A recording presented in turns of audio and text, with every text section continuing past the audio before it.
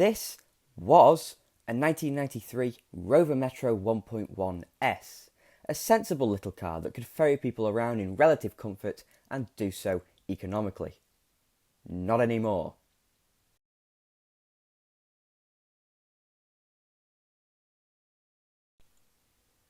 Metros aren't really driven by people as shopping cars anymore, so by the day more and more of them are ending up like this one. They're getting spicier. This isn't to say it's purely a toy. Like mine, this is the daily transport of its owner. It just so happens to be able to shock the odd modern hot hatch as well. From the outside, it looks like a Metro GTI. The original 1.1S came with a kind of sports pack, which gave it GTI rubbing strips, red inserts in the bumpers and the rear wing.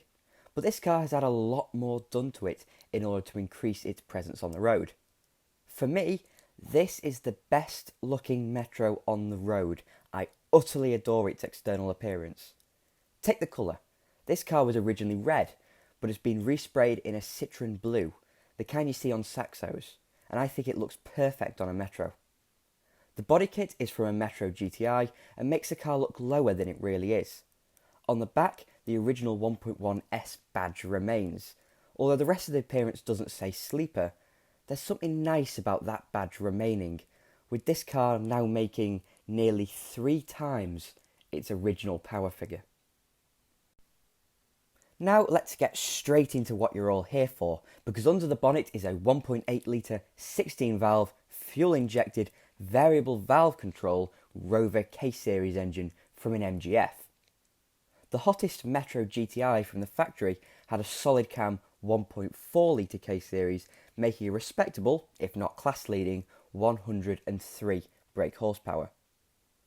Because Rover didn't have the money to develop a bigger engine, they just increased the bore and reduced the stroke to make 1.6 and 1.8 litre variations of their award-winning K-Series.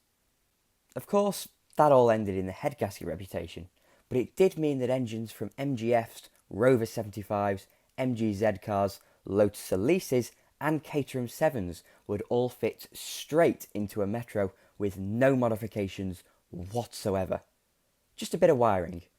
Although this Metro was a carburettor model, so it needed an engine loom, a new fuel tank and new fuel lines, it was still a remarkably easy swap though.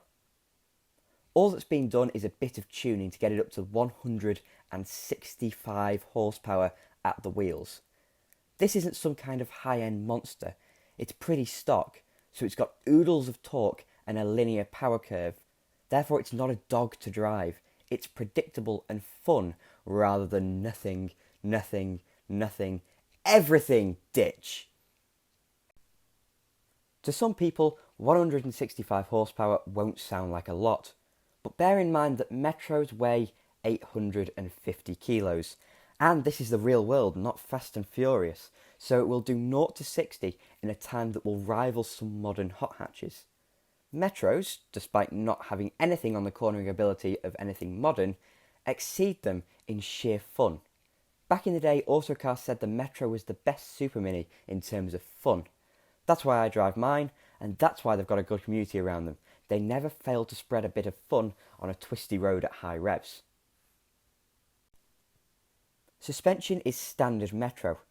If you didn't know, all Metros run on Alex Moulton's Hydrogas, which in its most basic form is a system of nitrogen and hydraulic fluid acting to give springing and damping, so there are no coil springs here.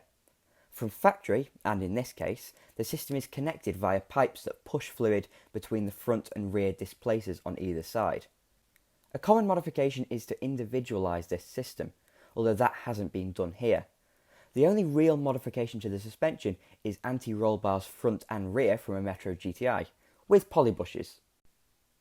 Brakes are again pretty standard, just with EBC discs and pads up at the front. Metro GTI and MGF brakes are an upgrade, and I've been told that this car will end up with a set in due course. In order to fit those bigger brakes though, you need particular wheels, and fortunately, this Metro already has some.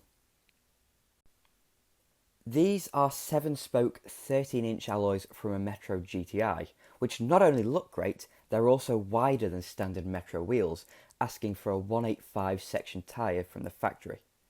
That's still quite narrow compared to most modern cars, but they offer a good amount of grip compared to the little 155 section tyres on my Metro.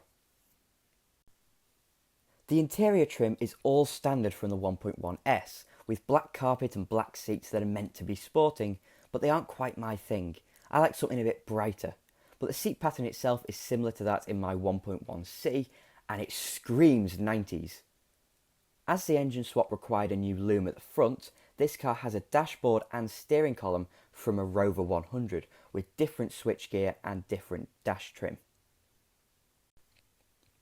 All of the work, including the respray, was done on the driveway of the owner. And all petrol heads will know this, but when a car becomes a project of passion, there are no boundaries in time or money stopping the owner expressing their desire.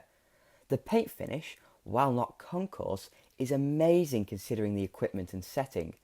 The car looks and feels well put together, rather than hashed up out of multiple cars from a scrapyard.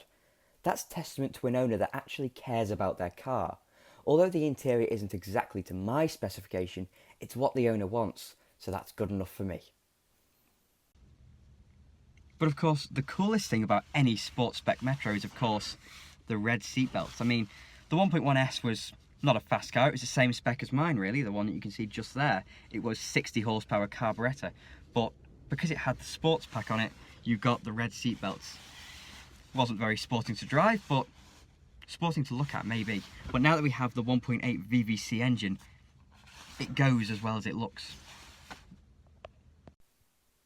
I think it's worth mentioning my Metro, as it's on completely the other end of the spectrum. Not only is it 1.1 litre with a carburettor, making a modest 60 horsepower, skinny tyres, absolutely no equipment, and poverty spec body treatments are a world away from this spiciest of Metros. Comparing these two, they have such different images. I love the way my car looks, but the first word that comes into my head is cute. Whereas with this one, I think awesome.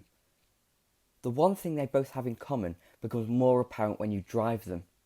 They've both got an ounce of cheek about them. Metros drive with a shot of eagerness, no matter the performance. They're lively little things that want to bark at strangers and start fights with speed bumps. They're eminently chuckable, cheap to buy, and easy to modify, so they're just the perfect canvas. It just so happens that pretty much every modified Metro ends up with a 1.8 litre K-Series under the bonnet. It just so happens that 165 horsepower makes it less cheeky, more downright scary. It's the puppy that gives you those cute eyes and you go all gooey inside, and then you try and pet it and it tears your arm clean off. That doesn't include the exhaust noise, which makes sure you know when the engine is under load, because your ears will start ringing. But in town, in fifth at 35 miles an hour, it's as calm as any other Super Mini. It goes to show that you don't need to go over the top and sacrifice all levels of comfort. It is possible to have a modified car that can both be batshit crazy and tolerable in town. Thank you so much for watching, and I'm sorry about all the voiceover in this one, but it was just far too windy to record external shots for this particular car. If you did enjoy it, please click the like button and maybe subscribe as well. And hopefully I'll see you in another video soon.